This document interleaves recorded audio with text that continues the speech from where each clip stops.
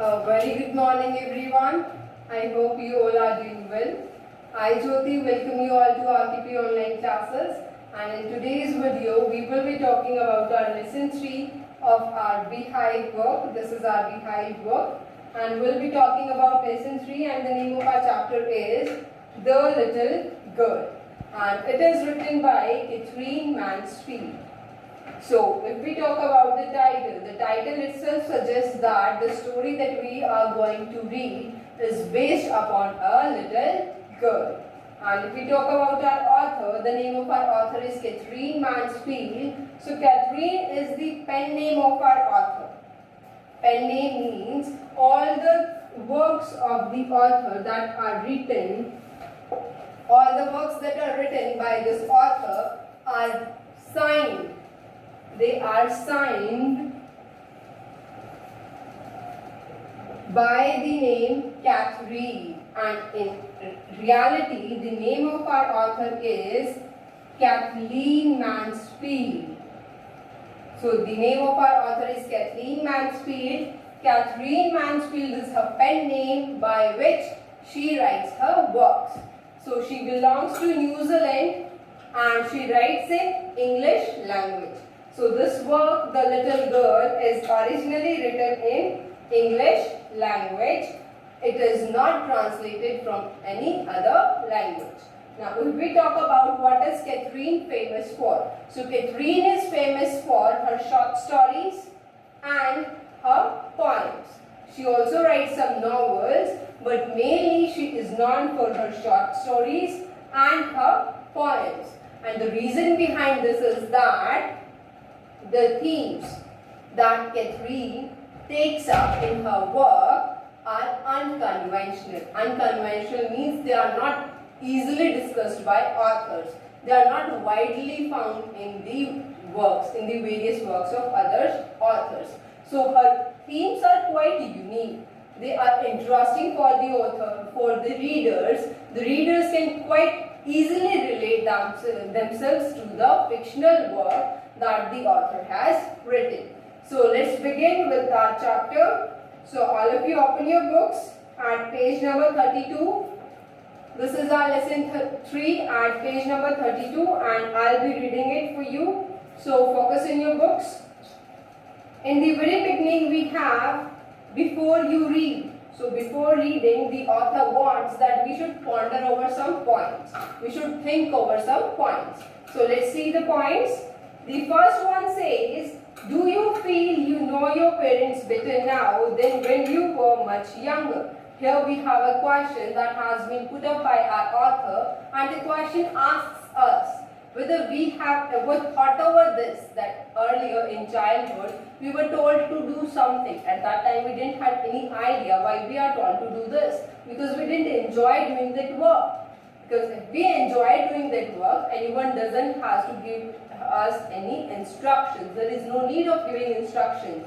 If we like something, we'll do it on our own. We don't need instructions, or we don't need orders of someone to ask us to do that particular thing. But if we are asked to do something which we don't like, we have never thought earlier that in our childhood especially, that why we should do this. But at this very age, if your parents tell you that study, you should study more and more, you should focus on self-study, you should increase your self-study period, you should increase your sitting period in which you study.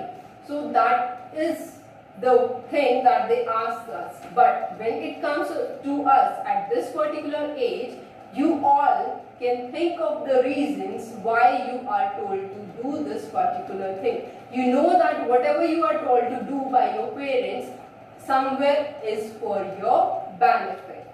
So the second thing the author says, perhaps you now understand the reasons for some of their actions that used to upset you earlier. So this is quite true, as earlier when we were told to study, we used to study unwillingly. But if today our parents tell us that you have to study, sit and study properly, so in this chapter we will get to know how the attitude has changed from childhood, from being uncomfortable to at this particular stage being able to understand what your parents are telling you to do. So this change we will see in our chapter.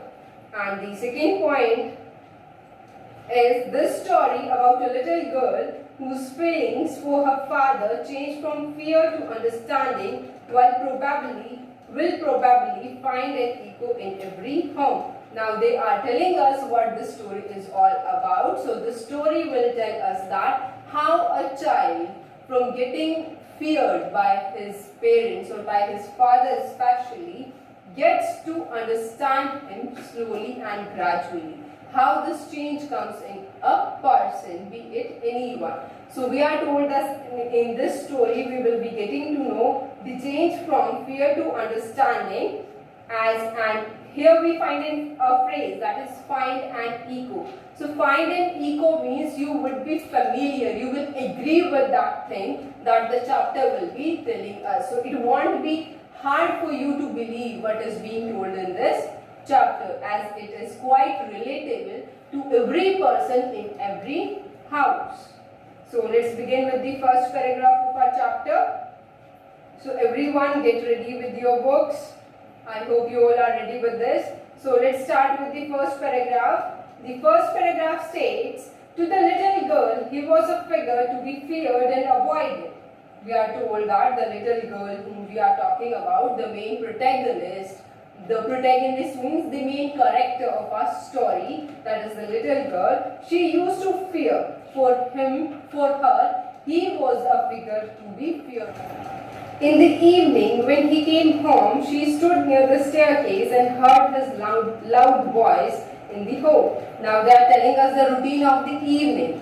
In the evening, when her father used to return home, she used to stand near the staircase in order to welcome her in, and heard his loud voice in the hall. And when she used to stand near the staircase in order to go and meet her father and welcome him back home, the sounds that used to come from the hall were quite clearly audible to the little girl. Bring me tea into the drawing room. Isn't the paper come yet? And what was the sound that the girl used to hear? The sound is of his father. Mother, go and see if my papers are out there and bring me my slippers. So now father is giving instructions to mother. And who is the mother? Mother of Kazia. That is the wife of the father. So simply she is mother of the little girl. So he used to give instructions to her that where is my tea, where are my slippers, where is the newspaper. So he used to put forward his demands to the little girl's mother. In the evening when he came home, she stood. We are done with this. So I hope there is no doubt in the first paragraph. So moving forward, Kazia, mother would call to her. Now when her mother used to hear these instructions from her father, all these demands of his, she used to call Kazia, and Kazia is the little girl obviously. If you are a good girl, you can come down and take off father's boots. Now mother is suggesting her something, that if you are a good girl, if you consider yourself to be a good girl, what you are supposed to do? You have to go down to you have to go near to your father and you have to take off his boots. You have to help him take off his boots and place them properly. Slowly the girl would slip down the stairs, more slowly still across the hall, push open the drawing room door. Now what the girl used to do, after hearing the instructions from her mother, the little girl used to pace down slowly the staircase. She used to slowly go down the staircase, and as she used to get near to the hole where the father is sitting, her pace used to decrease. She used to get really very slow. She walks really slow, like a snail walks, like a snail crawls actually. Like that, like the movement of the snail, her movement also used to decrease, her pace also used to decrease. By the time he had his spectacles on, and looked at her over them in a way that was terrifying to the little girl. Now, as she pushes open the door of the home, what she used to notice that her father has already put on his spectacles and he is reading something, and seeing her at the door, he used to look over the spectacles. How do you look over your spectacles? Either you have to pull your spectacles down and then look, otherwise your spectacles are on your eyes, they are placed on your nose, and you have to raise your eyes as well as your eyebrows to look above them. So he used to raise his eyes to see Kazia. Next here we are told that, "Well, Kazia, hurry up and pull off these boots and take them outside. Have you been a good girl today?" Now this is the sound of father. So father asks her that, "Now that you are here, so tell me, so you should hurry up and take off my boots. And also you should tell me whether you have been a good girl the entire day." Now what is the response of Kazia? "I don't know, father." Now what Kazia says is that she doesn't actually know whether she has been a good girl or not. So on page number 33 we have, "You don't know? If you stutter like that, mother will have to take you to the doctor."